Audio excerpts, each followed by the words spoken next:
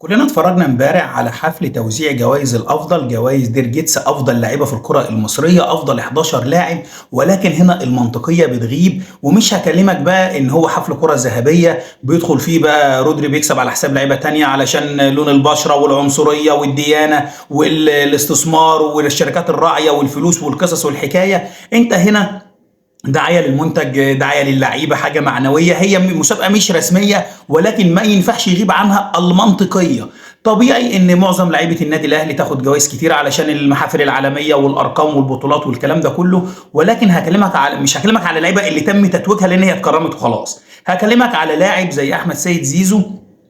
هو بعد ربنا سبحانه وتعالى لو في اي مركز الزمالك بياخده اول تاني تالت اي تتويج بالبطوله لازم تحط سيد زيزو رقم واحد كعنصر بشري.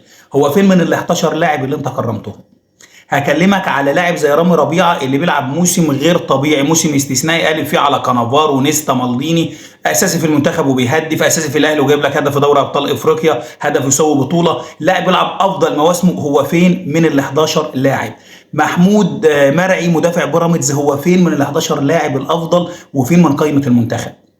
انت بتكرم مانويل جوزيه، فين حسن شحاته اللي عمل مع المنتخب تاريخ ما فيش مدرب هيعرف يعمله؟